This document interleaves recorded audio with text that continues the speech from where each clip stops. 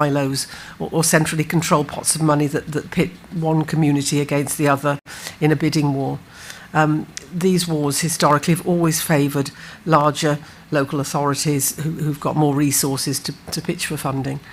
To my mind, I mean, levelling up has to mean areas like Stoke-on-Trent that are particularly left behind do secure the funding they need to prosper, but the funding is secured in such a way that the access to it is available to neighbourhoods as well as towns and the city itself.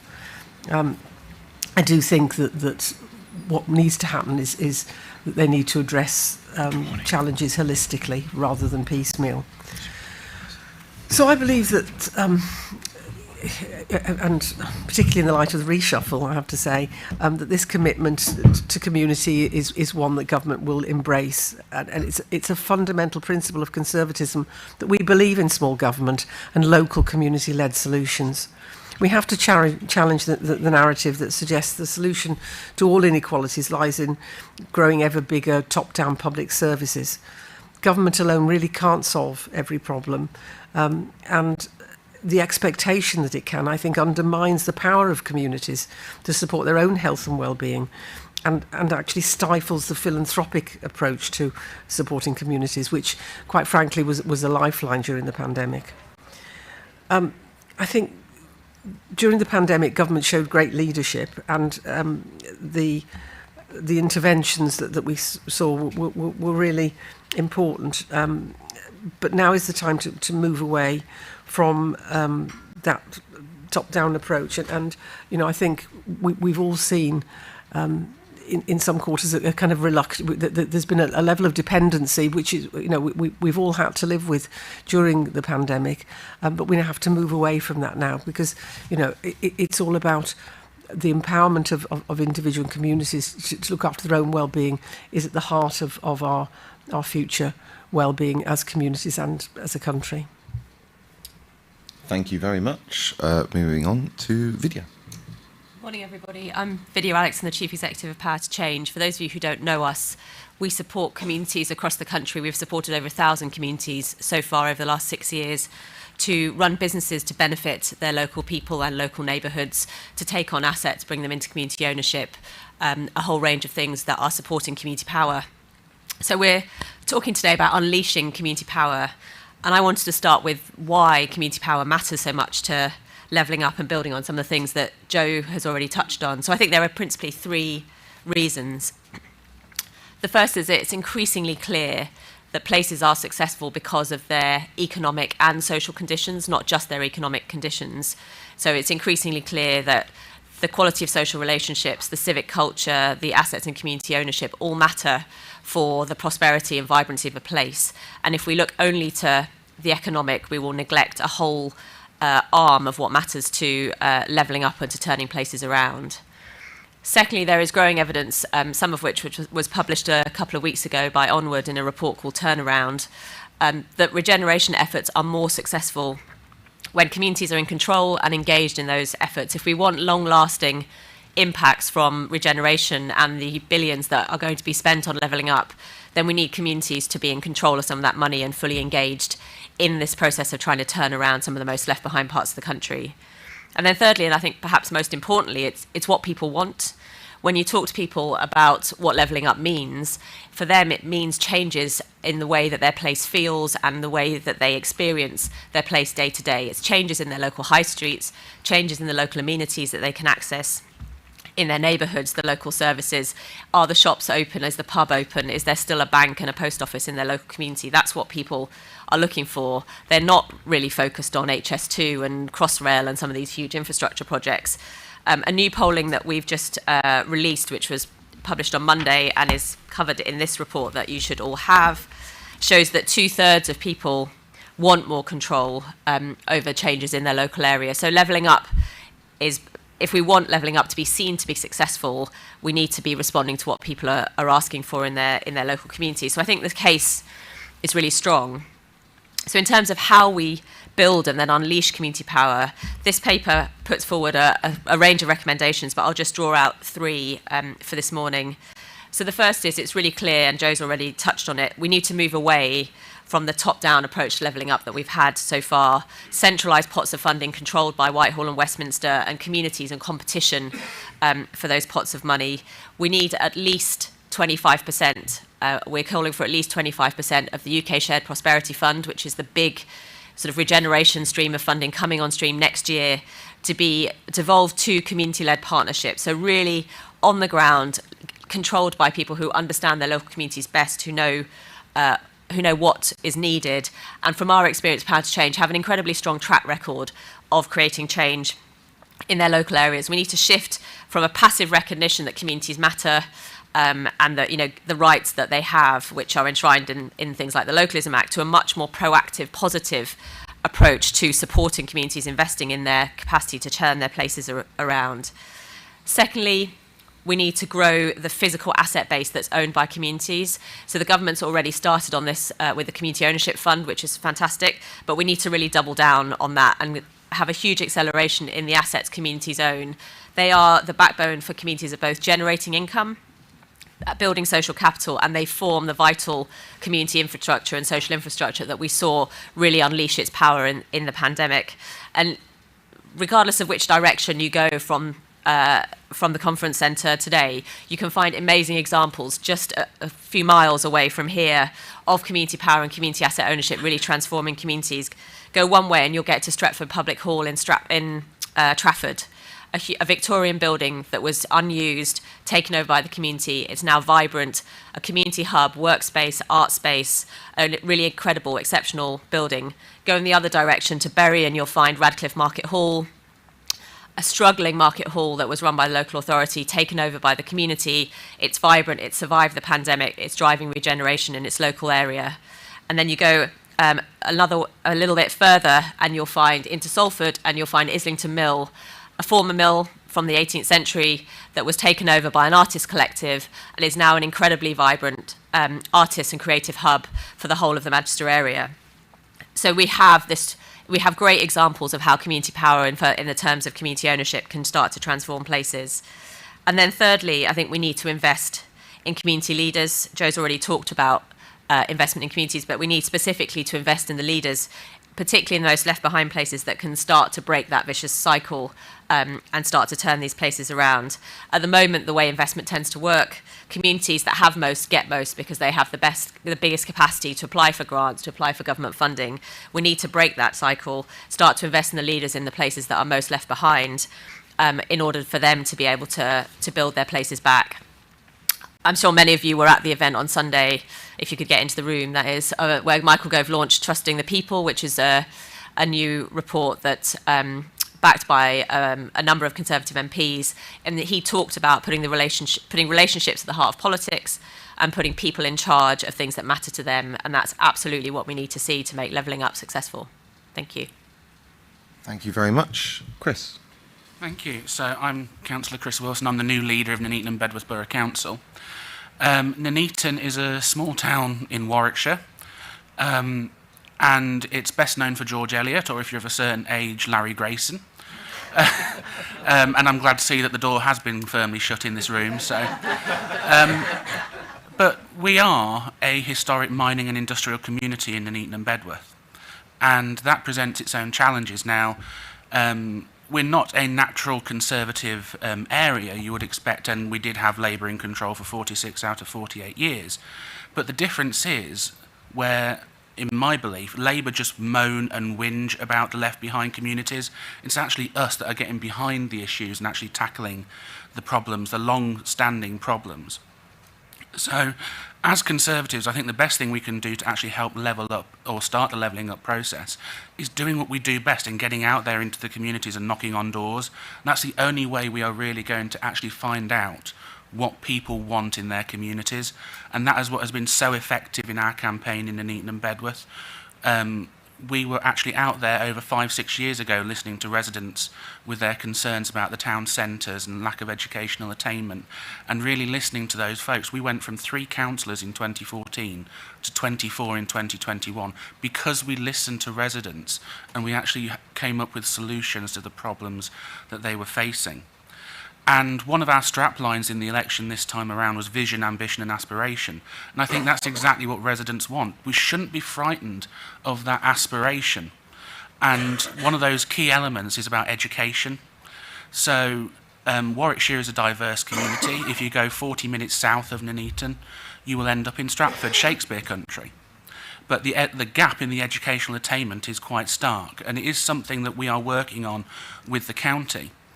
But we had, I'd say 3 or 4 years ago now, we had a top-performing grammar school in Rugby wanting to open a annex in Nuneaton. Community were consulted, residents were consulted, and they were in favour. It went down to some faceless bureaucrat down in the Department for Education, and they rejected it on the basis it was too aspirational.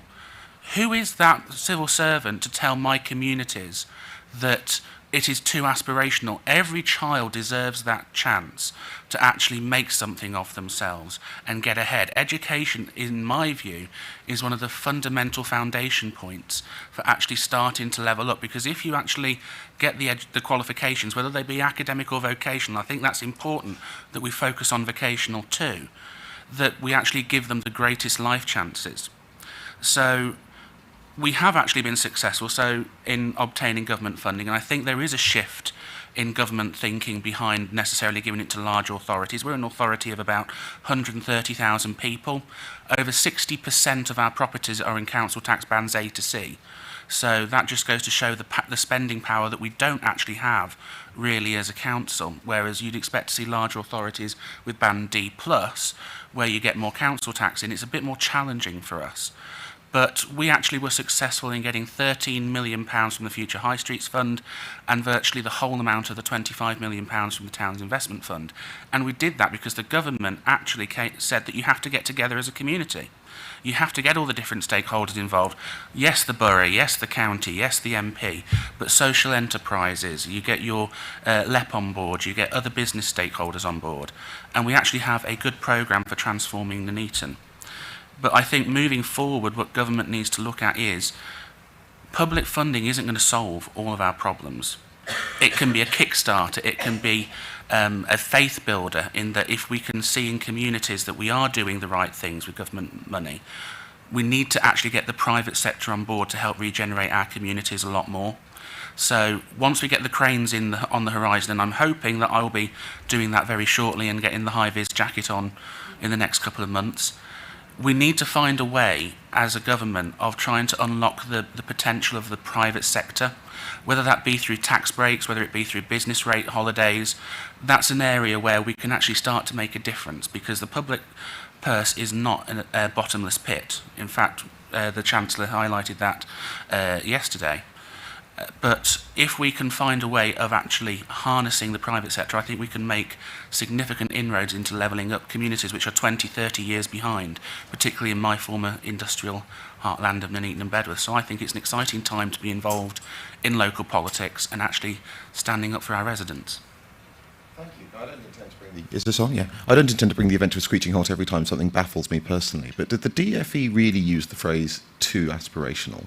From memory, yes, they did. Well, there's someone in this room who actually had a copy of that letter, I believe, but 2 people in this room. But yes, it was too aspirational.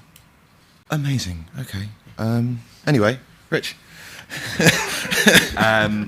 Thank you very much, Henry. So, in case you're wondering what the Cares family is, we are a network of charities that work to tackle isolation and loneliness and to promote social connection in cities across the UK.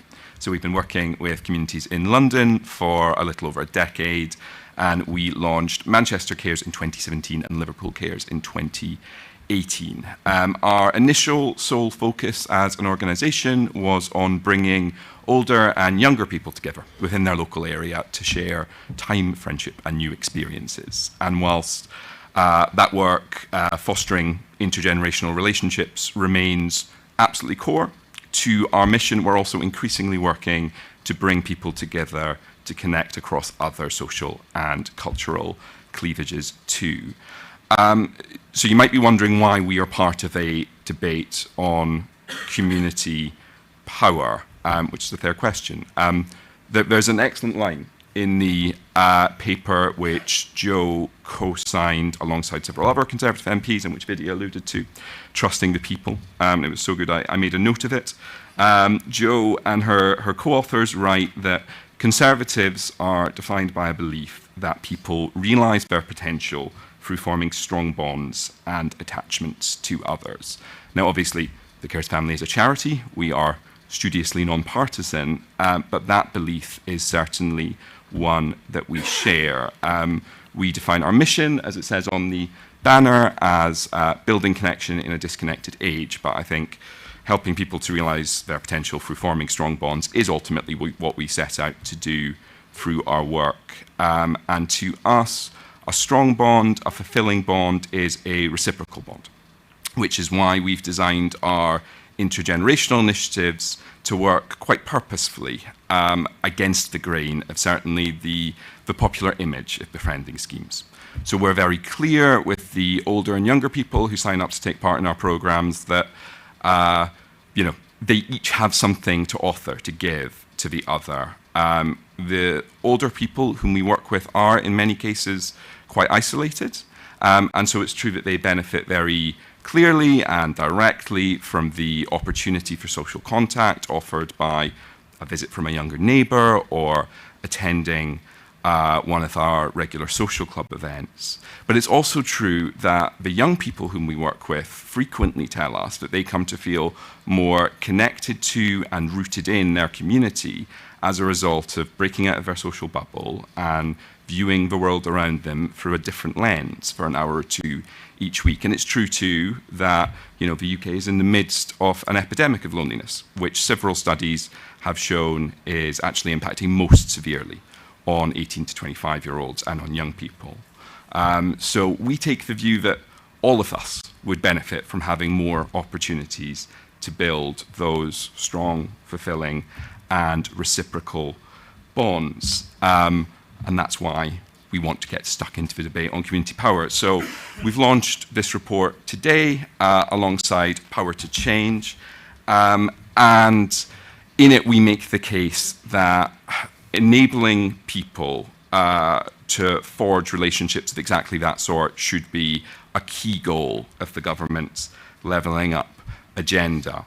In the report, we seek to set out how a shortfall of social capital, which is basically a fancy way of saying connections between people, how a deficit of connection is worsening health inequalities, how it's restricting social mobility, impeding economic growth, how it's sapping our communities of well-being, empathy, and trust. And perhaps most pertinently to this discussion, in the report we lay out some pretty compelling evidence which demonstrates that the less connected our communities are, the less trusting they are. And the less trusting our communities are, the less capable we are of banding together to address shared challenges and improve our local areas. So to us, social connection is sort of a prerequisite for community power.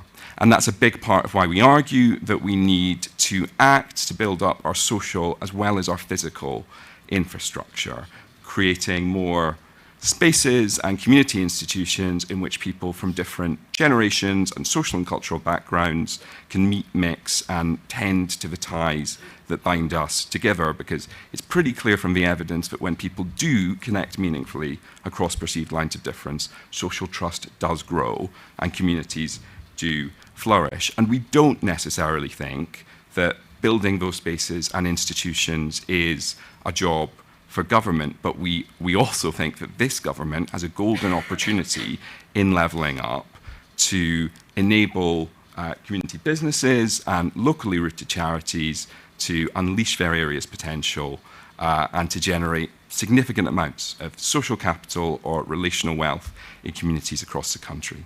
Vidhya has already set out some of the policy measures included in the report through which we think the government can do that. I'll just add that we don't just think this is the right thing to do, we think it's probably the politically sensible thing to do. So in the report, we include some polling by Opinion. Opinion asked the public whether they believed that investing in social infrastructure should be as big of a priority for the government as investing in physical infrastructure. And of those people who stated a preference, 76% said that it should. Thanks. Thank you. Last but not least, Bob. Right, well, thank you, Henry, and my apologies for being slightly late, but I was held up getting here. For me, one of the challenges about when we talk about the levelling up agenda is the risk that people think, oh, there's a glass ceiling and we're going to get everyone up to that glass ceiling. But what it should be about, I think, is actually improving the life chances and the quality of life for every single individual, and then carrying on that improvement as time goes on. I've been a Member of Parliament for 11 years. I was a local authority leader. I spent 24 years on Brent Council, 6 years leading it, 4 years as deputy leader. And we did various different regeneration projects, and I'll come back to that in a minute. But in Parliament, one of my hats I wear is the all-party parliamentary group for building communities. And I think one of the ambitions that the government, the manifesto that we all stood on, was to build 300,000 new homes a year. And that sounds, we have to do it, because the fact is we need new homes. But if all you do is put in somewhere for someone to live, and you don't actually build a community around them, you don't make sure that the shops are available, the education services, the health services, and just everything else that goes with having a community, what you end up with is either some form of ghetto or somewhere where people live but have to go elsewhere in order to build that community. So one of the things we've looked at, and I've launched a report earlier this year on this particular aspect, is how we make that change. And it is about, I think, to me, is the 15-minute community. So that everything is within 15 minutes of where you live. Whether it's your place of worship, whether it's your place of education, ideally your place of work, but that isn't necessarily always going to be the case, because we're going to have commuting. And as we come out of this terrible pandemic, one of the issues that has come very loud and clear, and I have to say, I said to the Prime Minister when this all started, so I'm not being Captain Hindsight. That's another party that we occasionally look at. But I said, one thing that will happen is that people who have not worked at home will now find that they can work at home, and they'll be efficient and effective, and they'll want to work from home far more. Now, personally, I worked from home for a little company called BT for 12 years before I was elected, and so my base was at home. So it's not unusual for me. Didn't mean I worked at home all the time. I went to meetings and went out and about. But I think one of the things that happens is that people are distrustful of people that are working from home. Why? Well, are they really working, or have they got their feet up in front of the TV? Are they, if the weather's nice, are they out in the garden with a glass of wine and enjoying the weather? So there's a distrust that builds up. There's also the feeling of we want you back in the place of work as fast as possible. So I said from the beginning that once the trust was there, and people say, well, actually, yes, there is output, there's things going, what will happen is people work from home more. Now that has an implication on the community, because people that are commuting, wherever they're commuting to, will of course use facilities near to their place of work. They'll use the pubs, they'll use the restaurants, the cafes, etc. They'll use the shops. Now, if you're working from home far more, you're likely to say, well, actually, where is the local facilities that I need? So as we build more new homes, it is vitally important that that infrastructure is built in. Equally, I remember my late grandparents, who lived in a council house in Northolt in West London.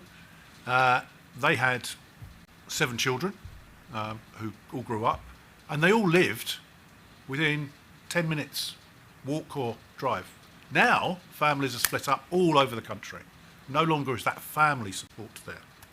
So I think this is a vitally important thing, which I think is being laid out here in terms of supporting the family and the extended family as well. You know, how many people now are having to care for elderly people remotely?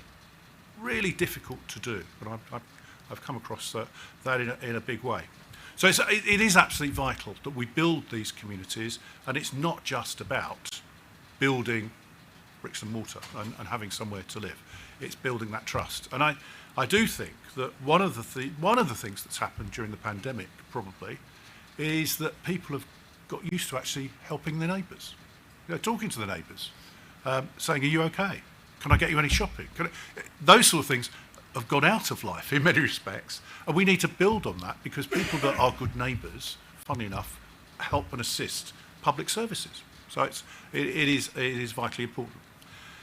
I also think that one of the lessons I learned as a local authority leader when we did a massive regeneration project in Brent, we did several of them, was that we got government money for doing things. We safeguarded jobs, we built new homes, did a really good job. Everything was delivered. And at the end of the day, after everything had been done, the level of deprivation was still the same. Because as soon as someone got a job or someone got a home, they moved out. And then to be replaced by further people that were in a deprived area. So actually, what we have to do is build that community to say, not only is it worthwhile regenerating somewhere, but actually it's somewhere we want to stay and build your life and build your family. So vitally important. And the final thing I just want to touch on is people will say that, for example, London, where I live and represent, is of course a rich, prosperous area. I can tell you, the constituency I have the privilege of representing in Harrow East, we have the Jubilee line. And your age expectancy reduces by a year for every stop down the Jubilee line as you go from northwest to southeast. The deprivation in London and the areas of deprivation haven't changed a jot in 40 years. Despite government funding from all governments, it hasn't changed anything. And my view is that we actually have to change the mindset of, yes, we're going to do things to people. Now, here's a regeneration project. We do it to you, and you should be grateful that you're receiving this. Actually, if you ask people what they want, consult, not do what most local authorities do. And I'm sure, Kris, you're not one of these. But what most local authorities do is they conduct a consultation. But actually, what they do is a notification. This is what we're going to do. What do you think of it? At which point, most people go, well, actually, I don't like it. I mean, I'd rather you did something else. Yes, well, thank you for your opinion, but we're still going to do this. And actually what we have to do, and it takes longer, it's more difficult, it's more challenging, is actually ask people what they want and how we can make improvements. And then modify the plans that we make based on what local people want, what will make a difference. And I do think as a result of that, we get far better results. And most importantly, community buy-in to what's being done. Smart developers that are sensible about this will do reasonable consultations. They don't like it when they get told by local people, we don't like what you want to do, but if they're sensible, then actually they should do this. And under the proposed new planning bill, which is coming out, I hope that we can convince Michael Gove, and I do my best to do this, to make sure that we have proper consultations and local authorities doing consultations on what sort of development should take place where, enable the community to input to that process, identify what the gaps are and how public money can be used to unlock the potential rather than just relying on the private sector. I mean, I'm hoping that we can modify the proposed planning bill in many ways, but I think that's one of the most important ways forward, because this will govern the planning system for a very long time to come, because these changes are so radical. And so I hope that we can do that rather than have a position whereby developers decide and local communities have it imposed upon them. So I'll stop there. Henry will no doubt have some questions and Yes, no, thank you very much. So this is the bit where we throw it open to the floor. I should just say, if you're tuning in from YouTube or the party platform, you can also send me questions as well. One person already has used Slido, so please feel free. As ever, usual rules apply. Questions, not speeches. We have quite a lot of panellists and everything else. I am going to use Chair's prerogative to steal the first question because I want to use the one that's come in online to encourage people to do that, but also because it was coming with the question I was going to ask you anyway. So the online question is, the phrase investing in community leaders has been thrown around a lot, but who counts as a community leader? I was going to phrase it slightly differently, just as a sort of clarification of terms, I think, from Vidhya. When you say something's been taken over by the community, who is that? Because where I live, we have a community centre. I couldn't tell you who ran that or who's involved, and so who is it when we say that the community has taken over something? Who are those people, and how do we ensure that they're sort of representative and including everybody? Yeah, so something that's called a community centre isn't necessarily run by the community, just to be sure. Just to be clear. There we go. Learning something new every day. So communities taking over things come in all kinds of different forms. So, but generally, what I'm describing is local people coming together, forming an organisation, and that can be a charity, that can be a community interest company, it can be a community benefit society. So they take lots and lots of different legal forms, but they come together and work together to take over a local asset, to provide a local service, to run a community centre in some cases. So the forms are different. So in a village, you might get quite a lot of the local community coming together to take over the local pub. Yeah. They form a community benefit society, they buy the pub, they run the pub. Yeah. That would be. In a more urban area, it will be a smaller proportion of the local community coming together, forming a CIC, say, to run the local community centre because it's been closed down and they want to bring it back into use. So community leaders are not a particular, they're not one type of person within a community. They come in, our experience is they come in all shapes and sizes. They may be former professionals, they may be people who've had no former professional engagement with community work, but they are passionate about their community, they want to make a change, and they put themselves forward to lead that locally. Thank you. Okay, so now we're going to throw the questions open to the floor. So the lady in the second row there, I think we've got the one microphone coming. So. Hi, first... It's on. Yeah, okay. First of all, Bob, I would love you to come and repeat what you just said to Thanet District Council. It would be quite interesting. We have a Labour group who don't seem to come. Well, actually, we have a deputy cabinet member who actually asked me who he was shadowing. So that's the kind of thing we've got going. But what I'd like to say is that going back to what you were saying about people having more power to build on their communities. I mean, I've known Joe a long time, and I think Joe might get a bit surprised. I've grown up. Okay. I actually am a parish, town and county councillor, so I'm kind of seeing everything from... I've got a lot of pressure that I shouldn't be doing it, but I actually think it's a good thing.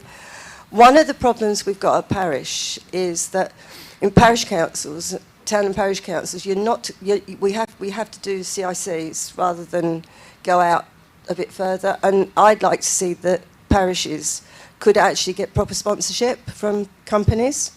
We could do a hell of a lot more just by having an advert of a big company sponsoring something. It would. We are a very old, in Thanet, the area I represent, we're quite elderly, so the kind of the fundraising side of it isn't that easy.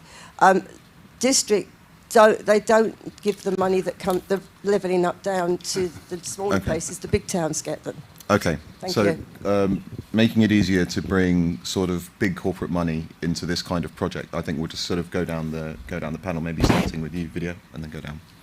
Yeah, so I'm assuming that what you're describing is, as a statutory entity, you can't bring in private funding, and therefore you need to set up a separate CIC type, a separate vehicle to take that on.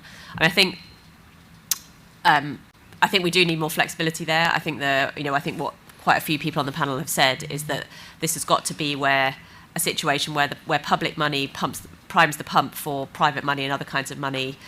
We've done a lot which has enabled communities themselves to fund things within their own communities through community shares. So some of the most successful things we've done have been a partnership between public money, between philanthropy and community capital. So communities themselves, even disadvantaged communities, will put forward their own money to save things that they really care about. So we do need definitely more flexibility in the kinds of capital that can come together locally. And my feeling is, that the businesses, particularly the corporate sector, that is talking increasingly about purpose.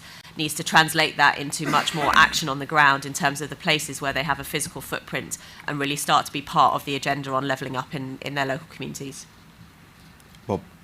I think the challenge is always when we talk about devolving power, is every local authority leader will say, I would like to see more power devolved to me from government, which I would agree with. And you go through the tiers. So you go through, the counties will say, give us more power, but they don't want to pass that power onto the districts. And they certainly don't want to pass it onto the parish councils, because these localised decisions might conflict with what is done. I think we need to have more decision making at the lowest possible level, is my personal view. That, you know, the Localism Act that we passed back in 2011 was intended to devolve things all the way down. And I think you have to then enable people at the lowest possible level to attract money, be it private sector money or government money, in order to fund projects at a local level. So I would agree with you. I agree with everything that's been said. I think all I would add is the example of the Localism Act is instructive, right? I mean, people were given rights, but they weren't given, the ability to claim financial support. And we just need to learn from that. Levelling up needs to be different. I would agree as well. I mean, I think we need to modernise some of the rules, because I remember from my time in Thanet that the local authority couldn't give any money to faith groups, and yet so much work that is done through faith groups of different faiths. And so they had to kind of bend the rules in order to be able to, the organisation that was a Christian faith group that did all the youth work in Thanet had to sort of hive off the activities as non-faith based in order to be eligible for funding, and that sort of thing is ridiculous. I think that there's a massive role for the private sector. There's a massive role for any business that's engaged in the community. So in Stoke we've got 2 football clubs. They do fantastic work with the community, and because they are in the community, and people who visit football clubs, they go back to the heart of their community. We're all in it together, and quite frankly, the best sort of community activity involves everybody, and everybody includes businesses, it includes third sector, voluntary sector, local government, all levels of government, and we just have to just remove the barriers. Simple as. Kris? Thank you. Well, Nuneaton and Bedworth is slightly unusual in that we aren't actually parished, so that's not really an issue which crops up in my neck of the woods, although if you go down to the south of the county, there's loads of the parishes which my colleagues down there have to go to. I think there is this whole thing about a mixture of public and private, which has already been mentioned. But I think one of the great things that councils can do is, even if we can't do it ourselves, we can be an enabler, a facilitator. So we can point people in the right direction, we can help put bids together for funding. And there's also soft power we can exercise as local leaders. So even if it's going down to support a local charity, you might not necessarily be able to fund them, but you can go and lend your support to them. And in my experience, albeit after only 4.5 months as a leader, they appreciate that you take the time out to actually go visit, see what they do, what their aspirations are, and lend them your support. That can be a big facilitator to them too. So don't underestimate the soft power you can exercise in your local communities. Thank you. Show of hands, please. The lady at the back there. Thank you. Thank you very much. I'm Izzy Seckham. I'm the leader of Warwickshire County Council. So it's lovely to have a really inspiring leader in Nuneaton and Bedworth now for us, because it just is fantastic to be able to work well to help those communities. And so that was a great first question. And I would say that communities look different in different places, and what we are in danger of is trying to create a one-size-fits-all, and that's not what we love about this country, and that's not what we love about our sort of towns and parishes or our community groups, which might be a football club, and I think that's uniquely different, and we should celebrate that. And I'm so thrilled that Justin is here too, from the towns and parish councils, because I think that what we celebrate in this country is the difference, not the sameness. And it's about people, not about what it should look like. It's people who become leaders, who become inspirational in taking those communities and creating something that of necessity is needed. And I'm interested, Kris, particularly in Nuneaton, because it doesn't have town and parish councils. And is that because sameness is what's been required over the last 46 years, as you've identified? Or is it, has it been stifled, or can we now inspire something that's going to flourish? There's never been, apart from an issue with planning in a particular area, well, two areas actually I can think of in Nuneaton and Bedworth, there hasn't been a real clamour for parish councils. That's not to say that there couldn't be some in the future, but I think there's a heightened awareness, particularly in Nuneaton and Bedworth, that there is an extra cost to this additional layer of local authority. I mean, we are the smallest district in terms of geography in Warwickshire, so we are quite connected internally as it is. So you haven't got, like in the south in Stratford, where it can take you 40 minutes to get from one side of Stratford to the other. So you're more separated in that respect. So I think that's what helps the parish councils in that regard, in maintaining the community feel. But I think Nuneaton and Bedworth, one of the good things it has is that it is a community, and we come together and celebrate the differences, like the Gurkha community in particular, that they have fought for us for king and queen and country, and we have the first monument to Gurkha sacrifices in the country in Nuneaton and Bedworth. The carnival, always something I love to get involved in with the Councillor's Challenge. You might get the odd bit of flack from residents every now and then, but they actually do like seeing you out and about collecting money for charity. So I think the fact that we're so urban in Nuneaton and Bedworth hasn't really led to a clamour for parishes. But that's not to say it couldn't happen in the future. I think I just might throw this question to Bob as well, or Joe. Do your areas have parish councils or not, and do you find that their absence or presence hinders or helps the sort of agenda that we're looking at here? Maybe Joe first. Or Okay.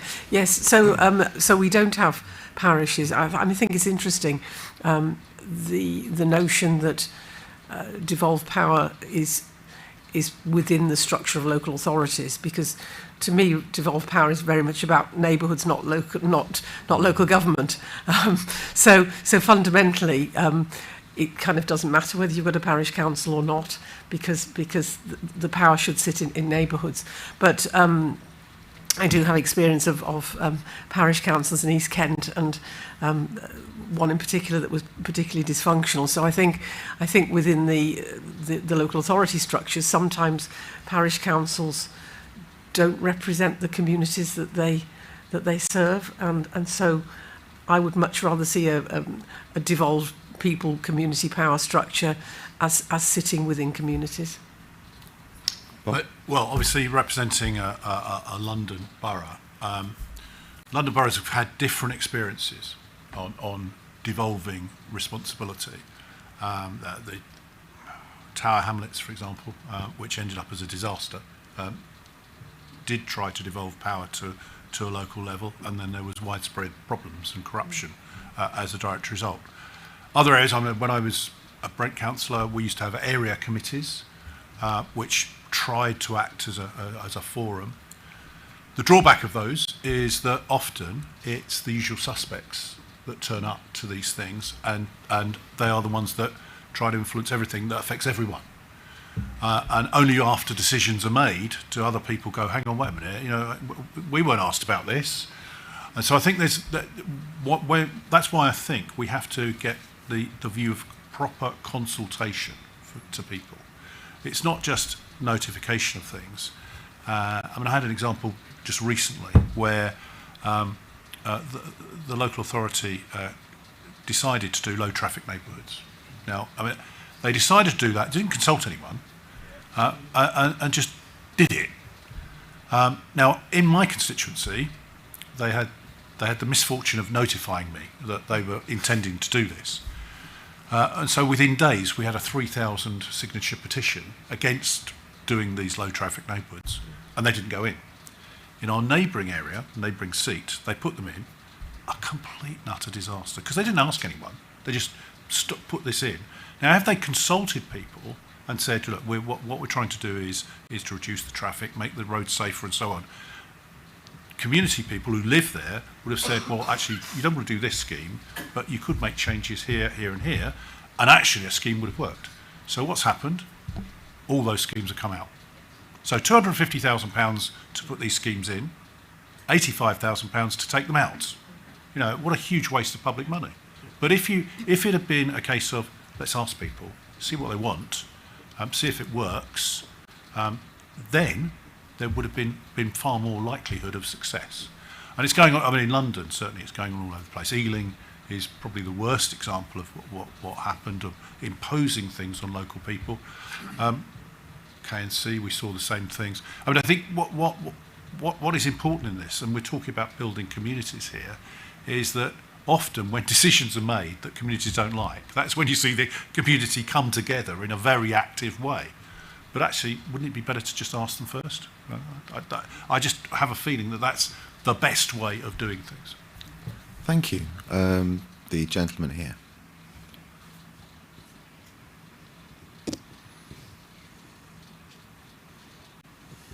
Thanks very much. My name's Graham Duxbury. I actually live in Warwickshire. Does that get me extra points in this debate? Someone's packed the room. Yeah. I get the maybe I can just get a lift home or something. But in my day job, I'm chief exec of a charity called Groundwork, which has been working for 40 years almost to the day, supporting communities to deliver lots of projects and programs that improve the quality of life in local neighbourhoods. And we were set up actually under the auspices of Michael Heseltine when he was trying to level up communities on Merseyside all those years ago. And just going back to Bob's point, there's been a large number of initiatives flowing through the system during those 40 years. We've seen the community programme, New Deal for Communities, we've seen the neighbourhood renewal strategy. They've all kind of come and gone, and we continue to work in more or less the same places around the country that remain disadvantaged and remain places where there are concentrations of vulnerable or marginalised groups. And I'm quite interested in what the panel think will be different this time round. You could be pessimistic, thinking back over 40 years, but I'm not. I'm relentlessly optimistic. You know, a new plan, a new set of priorities, a new ministerial impetus, that should give us hope for the future. But we need to think about what is different this time round. And I'm quite pleased that there's so much debate about just what is levelling up, what does it mean? And I'd be disappointed if it becomes another programme or another funding stream. It is, as Bob said, a mindset shift that we need. And there are differences around at the moment. We're thinking differently about our health and how we look after it. We're thinking differently about how and where we work. We're also thinking differently about how we live because we're in the face of a climate crisis and a nature crisis. So I'm just wondering if we're trying to make this communities in the lead, community power stick this time, what is it that's going to be different from the previous attempts? Okay, I think we'll just go down the panel. What's going to be different this time? I don't think communities have been in the lead in the past, and I think that needs to be fundamentally different if this is going to change. I mean, I think there are fundamentally three aspects to that. I think we need to build the capacity of communities to be an active part. I mean, building on what Bob's been talking about, not just consultational, that's a foundation, but also for communities to really have more control, have more say, direct some of the levelling up funding. I think that's really key. And it's been shown now in numerous studies that without building the capacity of communities to have that control, you don't get long-term outcomes. So you might get a shift in the dial while the programme is happening, but you don't get that change. So I think the big difference now is that we are talking about levelling up, needing to put communities in control. I think what I'm interested to see is how different does that end up looking from the big society? You know, is that going to be backed up with real action, with real investment that really does invest in communities, invest in their capacity? And actually, I think that will create a difference because so far, regeneration hasn't really given communities enough control and enough say in what's happened locally. Yeah, I think the problem we've had with these various different initiatives, and I'm like you, I've been through all them all at various different times in local government or in national government. I think the big problem has been that we haven't learnt from what worked and what didn't work, and people have come forward with a new initiative. So I think what we should do is learn from the success of many of these schemes, irrespective of whichever government was in charge at the time, but also look at what went wrong. And I'll give you an example of something that was a challenge in an area I represented, in Brent, where two council estates, and everyone knew them, the Chalk estate, one of the most disastrous experiments in modern housing, and the Stonebridge estate, one of the riskiest area for the police to ever enter. They would only go in there in gangs of 4. And when we as a local authority tore those down, on the Chalk estate, we knocked everything down, consulted people. The consultation went on forever to get it right and what people wanted. And actually more housing was provided on that site than was previously there, but it was the type of housing people wanted to live in. We did the same thing in Stonebridge under Housing Action Trust. It took forever to get the local community to agree to what was wanted, because most people were saying, what are you going to do is move us out of our homes, build something else, and we won't get the homes back. So actually taking people with you is the vital aspect. And we've got an example of that at the moment with the Oxford to Cambridge corridor, where the proposals are for 1 million new homes to go along that corridor. Now, this is an acid test for government. If we don't do community-led development and making sure we build communities along that corridor, all we'll do is build homes and people commute somewhere else. I mean, it's as simple as that. One of the things that our party group has been looking at is how do you make sure that becomes a network of villages that people want to live in and can participate in, rather than just a whole series of bricks and mortar, which the private sector will build. They'll build bricks and mortar and sell those homes. Of course they will. They won't provide the community facilities. Rich. So, from a perhaps slightly detached and cynical perspective, I think you can make an argument that pressure on public services and on health and social care in particular has grown to such an extent that actually, if we don't take a whole person approach now, a preventative approach, which can only really be delivered through communities because communities are people-sized, then we will be pushed beyond the brink, and there will be significant downward pressure that will hopefully legitimise and add pressure for these ideas that have been, yes, around for a long time, but hopefully their moment has finally come. I think hopefully what will also be different is there's more political will, right? And this loops back to the conversation that we were having a minute ago about the importance of allowing communities to develop their own solutions and their own structures through which to implement those solutions. I think it's exactly right that Britain is very comfortable with local variation, and we need to be for this agenda to work. I think the great challenge for proponents of community power in the Conservative Party is getting the Treasury to be comfortable with that local variation. Absolutely. Thank you. No pressure. No pressure. So I think a number of things have changed. One of the big ones is the fact that we've just had a global pandemic and people have rediscovered their neighbourhoods and communities, or discovered for the first time for many people. And hundreds of thousands of people across the country have volunteered and have been working in a way that they had never done before. So I think that one of the challenges is to capture that spirit of community and as furlough comes to an end and people go back to work and people go into new jobs, that we don't lose that positive element that we had.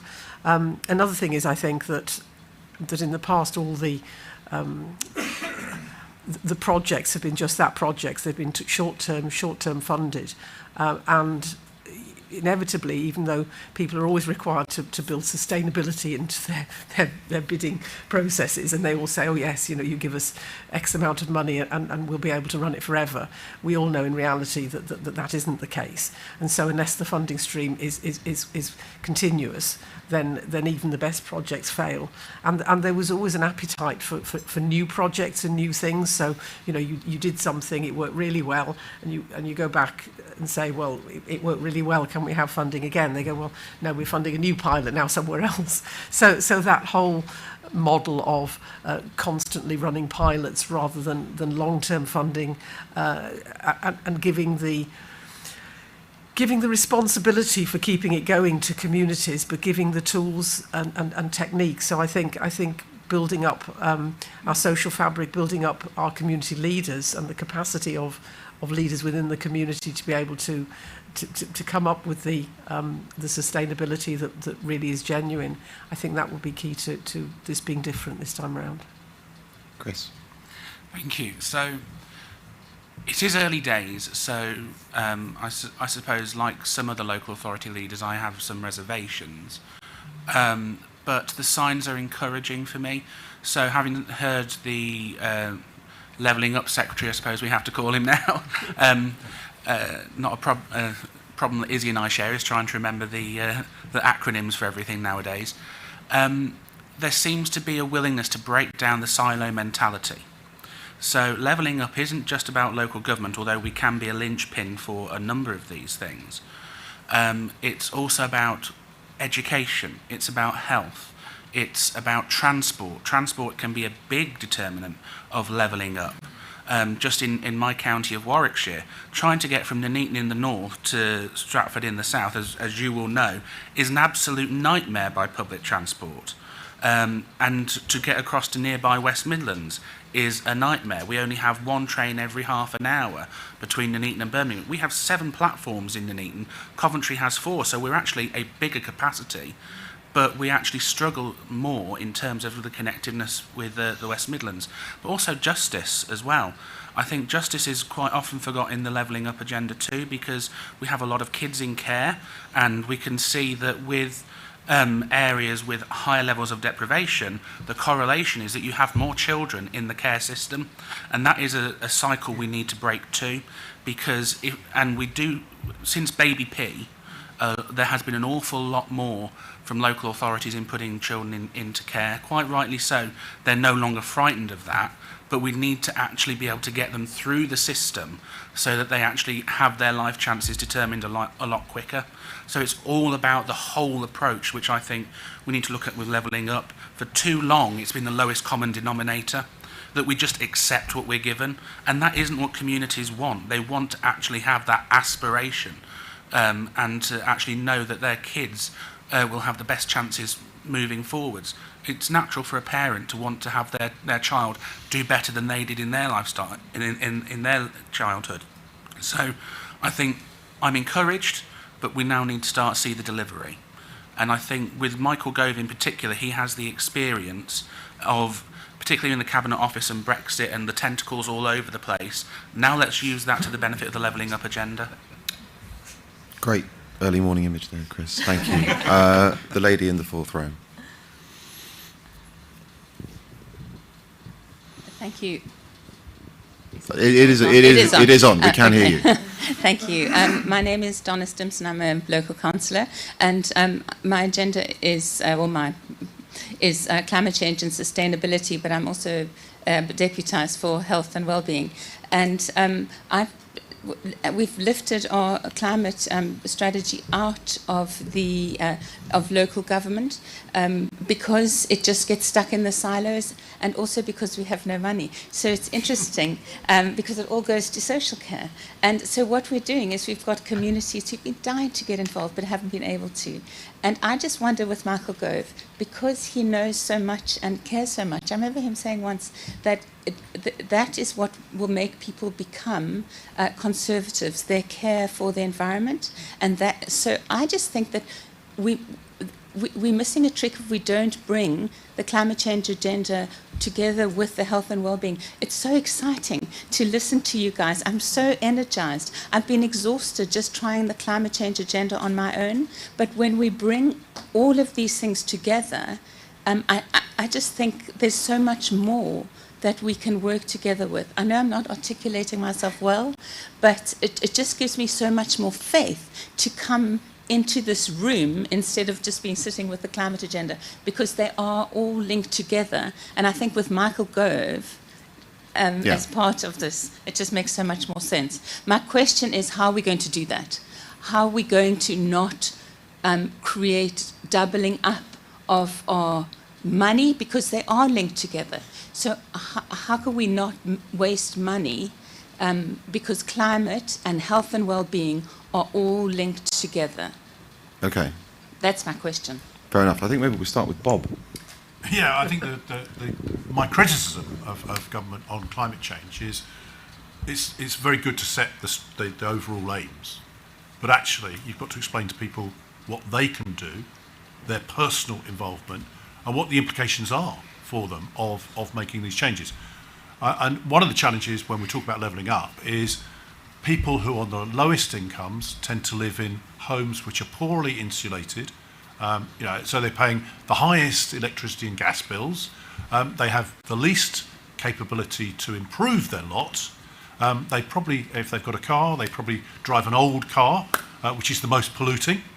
And of course, they can't afford to buy a new car, or certainly can't afford to buy an electric vehicle. So we've got this challenge, I think, of how do we get from where people who are suffering the most can actually be improved in their position and combat climate change at the same time. This to me is the biggest dilemma.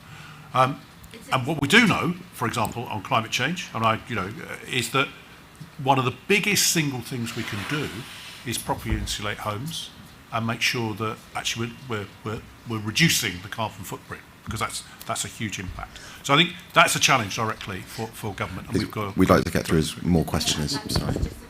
All I will say is, Okay. I will say Great. one of the things that gives me confidence about achieving this, that we're not going to do dubbing down instead of levelling up, is that wherever Michael Gover's been, people won't like it, but he gets things done. And that's what gives me confidence. Vidhya, have you got an environmental dimension to any of the work that you've been doing with Power to Change? Yes, so we have climate change as a big priority, but I think what's reassuring and exciting for me is that at community level, people don't live in the silos of government. I think it's one of the things that's best about communities is that they actually see things as an integrated whole. So a lot of the things that we support are not health and wellbeing projects or climate projects. They're basically how do we improve our local neighbourhood, and they see those things in the round. So you might have a bike up cycling project that is actually trying to improve active travel, climate, health and well-being, social connection, all in one. So I think that the route to solving some of that and bringing these agendas together is at the community level, because it's what communities do naturally. So I think you should be optimistic at that level. So, I think that's increasingly what we see. So we need to enable communities to have the control to be able to do that. And I also think, fundamentally climate change is about individual behaviour change. It's about big tech solutions and all of the other things that we talk a lot about. But fundamentally, we are going to get to net zero through individual behaviour change. And that is understood best by people at the local level in their community. So community is actually, I think, right at the heart of the climate challenge, because it's at that locus that people can really understand what behaviour change really needs to look like. So I'd be encouraged from what I've seen locally. Would any of the rest of the panel like to come in on that? Yeah, I'll just add that I think there is so much scope for work which at once cultivates social connection and unity and serves the interests of the environment, partly because those mixing spaces that I was discussing earlier can be green spaces.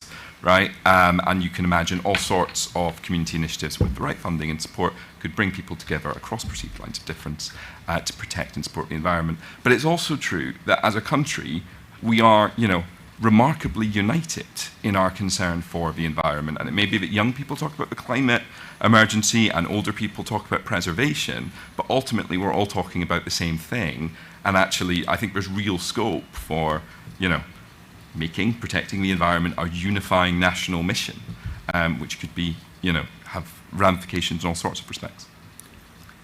Yes, you're absolutely right. I get quite cross when people say about left behind communities, well, they don't really care about green issues because they care about jobs and education, and as though it's kind of something else. It's ridiculous, but I think that we do need to articulate some of the climate change challenges and some of the solutions in a more practical way. So, when we talk about COP26 and decarbonisation, it doesn't necessarily resonate with all our residents. So, on my wish list of how we can join this up would be a kind of simple narrative which says, you know, I mean, I talk about clean air, I talk about health inequalities directly related to our industrial heritage and you know, and those are things that people understand. I think there is a challenge going forward with the cost of being, you know, all electric cars and the cost of changing your boiler to hydrogen and so I think that we have to be honest and we have to address it. If we're going to provide subsidies, then you know that may be a reassurance to people that in the most deprived parts of the country they won't be left behind in terms of being able to contribute to you know decarbonisation and their contribution to net zero. Kris. Yes, so the environment is something that I'm particularly keen on. You might not believe it to look at me, but I'm a keen scuba diver. So I actually have seen firsthand some of the impacts on the environment that it can have moving forwards. I think Bob is absolutely right that when people actually see a fundamental benefit to themselves, they tend to buy in. And the biggest thing that one of the biggest things we have as councils is social housing stock. So actually investing in that and the insulation. If people see their bills going down, they're far more likely to do that. But I think moving forward, one of the key things that both the government and local government can look at is the planning regime. So we are going to be building a lot more houses. I think there's a debate to be had about the number of houses in certain areas. I know that from my own area. But the easiest way to get things moving forwards is through whether you look at electric charging points when you build new houses, whether you put solar panels on moving forwards, the insulation that you have. It's a lot harder to retrofit properties, the older properties. So if we are going to be building 300,000 houses a year, then we need to make sure that those new houses are geared up for the future, because retrofitting is going to be so much harder moving forwards. I think that's a key area that both central and local government can play. Okay, show of hands again, please. The gentleman at the back there.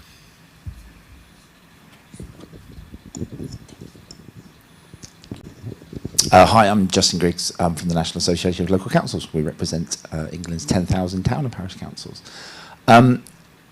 Bob and Vidhya, you both mentioned the Localism Act, and 6 weeks yesterday will be the 10-year anniversary of the Localism Act, which heralded neighbourhood planning. You know, people want influence over their area, their community, and over development.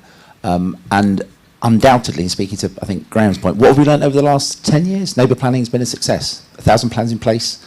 Over 1 million people have cast their votes. Why? Because they already had a structure for taking action in those communities. They had a parish council to work with the community and provide that leadership.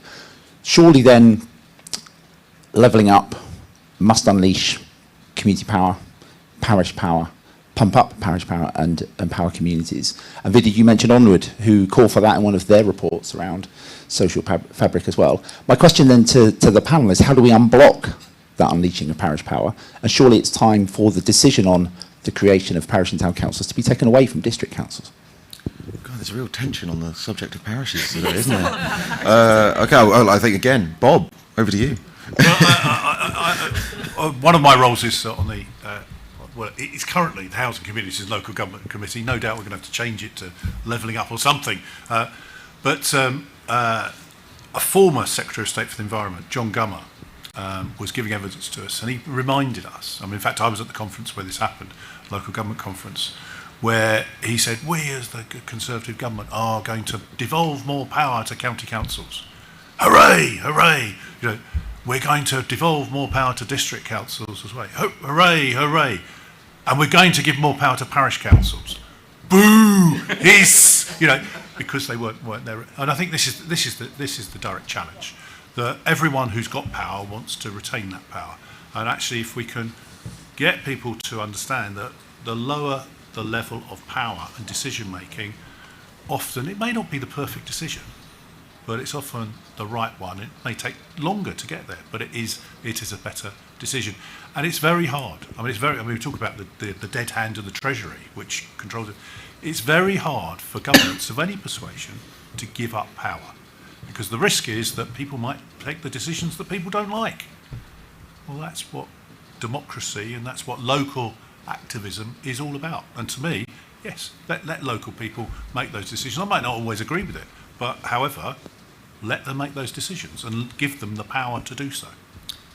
Joe, are parishes essential to levelling up? I'm suspecting. Well, if they are, then Stoke-on-Trent can't level up. So, no, but I mean, what's your response to that? So this is back to my original point that where there are parishes and parish councils, I'm sure they play a vital role. Where there aren't, there should be, and you know, there will be other groupings within all communities, whether it's residents' associations, whether it's, you know, Save My Local Pub, campaign for the library, and I think that at our peril we create more substructures of public services, because, you know, I mean, I talk a lot about the public needing to have ownership of their own communities, and once it becomes a, you know, I'm a parish councillor and so I know best what the community needs, that is a different dynamic from a group of residents getting together, you know, in a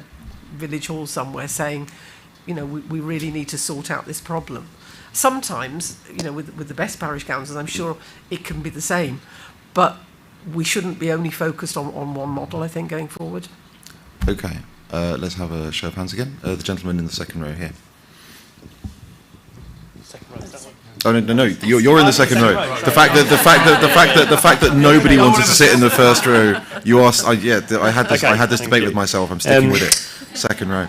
We started off talking about social infrastructure, and that is clearly, obviously, critical to levelling up. But how do we make sure that the community power agenda doesn't get limited to just being about investment in social infrastructure, but instead reaches out to the wider process of community-led economic development, so harnessing social capital to develop the private sector, enterprise support, entrepreneurship, investment. We've talked about community shares already, that type of thing. Because I feel that there could be a danger that community power gets seen as being, okay, we can have communities taking control of investment in social things, but we won't let them to have a real say over the things that LEPs and growth hubs currently control. That's, how do we make sure that doesn't happen? Vidhya. I mean, I think the risk that you point out, James, is, I mean, it's real, and we do see that sort of marginalisation of communities into the softer social stuff happens anyway. I think, I mean, practically we need to harness all the best examples and the evidence that we have of community-led economic development, which, I mean, you've sort of been involved in, and sort of bring that to bear. And try to sort of stop that marginalisation. But I also think fundamentally we need to make the argument that Bob was sort of making, that power needs to reside at the lowest possible level, and that's true for both some of the economic drivers of levelling up as well as the social drivers. So there will be decisions around transport and other things, housing development, that need to happen at higher levels of spatial geography, but there are certain things around high street regeneration, around the growth of particular kinds of jobs that need to happen in local communities and can happen at neighbourhood level. So I think we need a combination of the sort of principled argument about power needing to be pushed further down, as well as building that economic case of what we know and have seen actually does work in communities. Bob? Yeah, I think I'll give you an example of one of the areas I think of government, which is a biggest challenge of all, and that's health.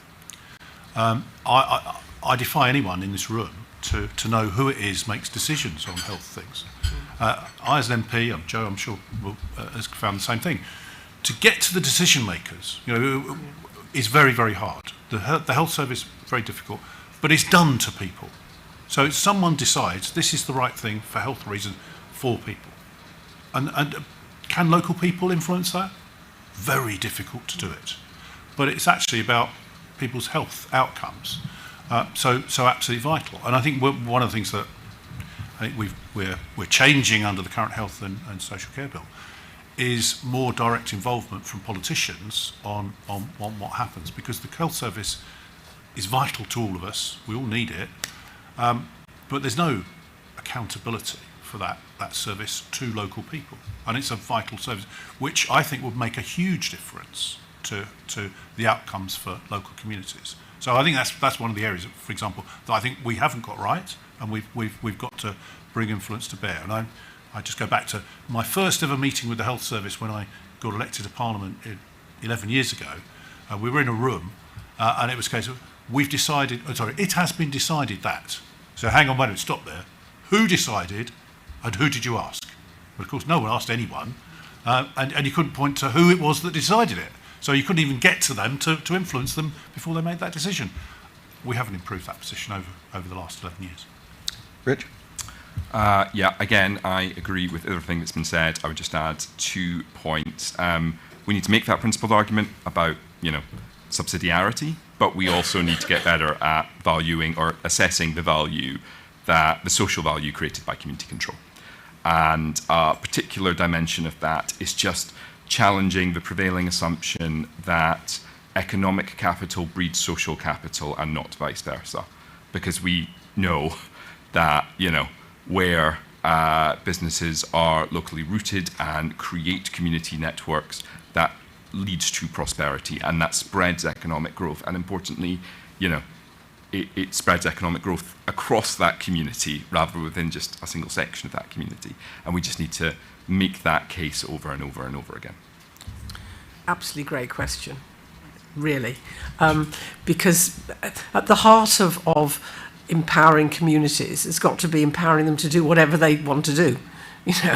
And if they want to set up a business and be viable and run it and create wealth, then surely that is absolutely the purpose. So I think it comes down to if we're looking at a sort of community wealth model where here's £1 million, sort out all your problems, then but don't come back for more. I mean that to me would be a great model. Then it's got to be down to the community to work out how to do it. I mean I think there is an element of as in anything, even government sometimes spends on the wrong things, or Bob highlighted, putting bumps in roads that have to be removed, and everything. So everybody, there will be a level of wastage, and clearly, if we're changing the model of funding to give that community empowerment, there will be things that don't work. So I think the government has to be prepared for a level of less risk averseness than historically is the case, but with that comes enormous benefits. And I think that if you empower people, the kind of entrepreneurial spirit of communities will come out. How you put checks and balances in, I guess they should be the same checks and balances as you would have in a public sector contract, but actually also enough freedom to allow. So I have to say, a few years ago, I tried to set up a social enterprise that had a trading arm, and I found it really difficult to register it as a charity with the Charity Commission, because even though the trading arm was to provide sustainability, it's kind of, well, if you make money, then you're not a charity. And this mindset, I think, is quite a bizarre one. So social business and the value of social business is massive, and we need to embrace it. Kris. Thank you. So I think with the levelling up, and my area on the council is regeneration in particular, I think there's a real opportunity here to marry up some of the economic and the social together. So as we are building new buildings, I know that it's not all about that, but it is a part of that. We can use that to harness the social power that is there. So things like apprenticeships, as we are building or regenerating our town centres, that can be key for helping young people actually get the skills they need, the life skills, to move forwards. One of the conversations, I think it was within 2 or 3 weeks of me taking over, I had a conversation with a special needs school in Nuneaton, and they are very keen on getting their students into these apprenticeships, because no, they're not academically gifted, not everyone can be, but one of the things, particularly with learning difficulties, is repetition, and skills and using their hands. And they could be fantastic electricians or bricklayers or chippies and all that sort of stuff. And as we're spending public money on large-scale projects, let's get this social enterprise in too. And also we can use it as an opportunity to help small and medium enterprises. So one of the things that we're doing with the contracts is we're writing particular clauses in that a minimum of 25% of the spend within the contract has to be within a particular radius of Nuneaton and Bedworth. So it's not just saying it has to be within the Midlands, it's saying it also has to be within a certain radius of Nuneaton and Bedworth. I think that's how we can also use the power and the financial leverage that government is giving us to actually make some differences there. So I think I would encourage that across the patch with some of these Future High Streets Fund and Levelling Up Fund bids. Thank you.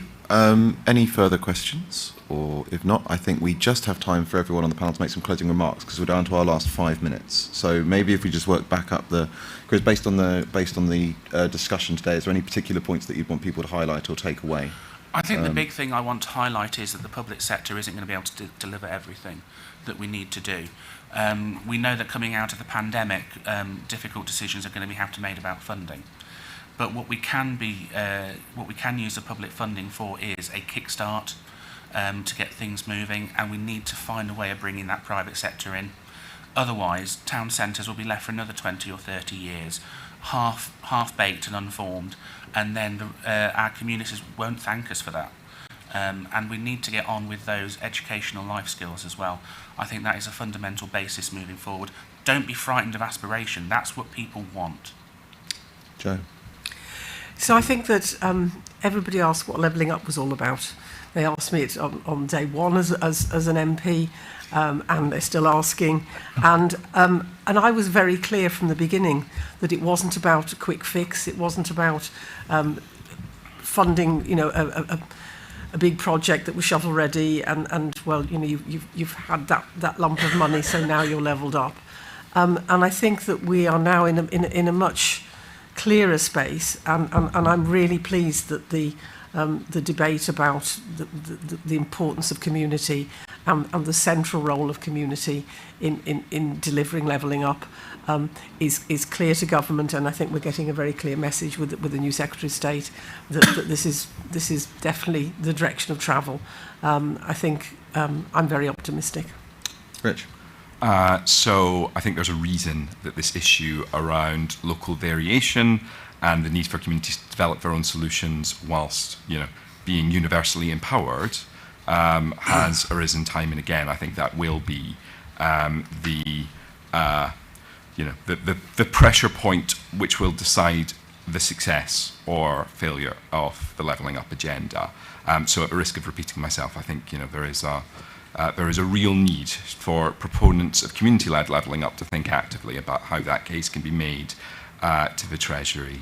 I think it's true too that the last few days have seen just a huge amount of momentum build up for this agenda. The event on Sunday was great. Watching Michael Gove's speech yesterday, there was less of a sense that community power would be at the centre of levelling up. So I think, brilliant to be amongst fellow travellers, but we shouldn't be under any illusions that this isn't going to be a long, hard slog. Well, yeah, the first difficulty we have is combating the cynicism of it, this being yet another government project. But I think this is a conservative way that we should be looking forward, because it is all about aspiration. It's about improving not only your health outcome, your life chances, inspiring future generations to be better than the current generation. That to me is what the levelling up agenda is all about. Now, we can deliver this. It's a long-term project. It's not going to be something that is delivered tomorrow. But what we have to see is incremental changes that people see on a day-to-day basis. Because that, I think, will enable people to say, yes, okay, things are moving in the right direction, rather than some huge leap forward that may happen in 5 or 10 years' time. So I think the small projects led by local community are the best way of demonstrating that we are achieving things. And that, to me, is why this sort of meeting is so vital, because there will be the big projects, of course there will be, but people may not see those for a long time to come. What they will see is what's happening now, what's happening today, tomorrow, and next week. That is what people want to see, and I think that's where I think we should be aiming to achieve things slowly, but surely. And Vidhya? Well, first, thanks to everyone for such a rich discussion. It's been a really great morning. I think I would say we need to keep banging the drum for community power, and so it's not just the flavour of the last couple of days of party conference, but it gets really hard-baked into the way that we do and think about levelling up. So that, I think, for me, is critical. We need to ensure that government gets comfortable that it can devolve power, but within the variation and the multiplicity of forms that we have in this country. I think we are going to miss a trick if we expect there to be parish councils everywhere or neighbourhood forums everywhere before we would devolve power. We have to understand and accept that community power is going to live in the fabric and the sort of differences that we have within communities. And I think that is going to be a hard sell, because the Treasury likes consistency. It wants to see the same sort of bodies everywhere in terms of devolving power. So I think that is going to be a really big challenge of how we can live with the variety but still devolve power and give communities greater control. Thank you. And it falls to me simply to reiterate Vidhya's thanks to everyone for coming and for tuning in, to invite you to join me in giving a show of thanks to our wonderful panel. Thank you very much. And I hope that I will see you again at another of Conservative Home's events. We're running them all day, both here and in the tent, so I'm sure I will see some of you again soon. Thank you very much.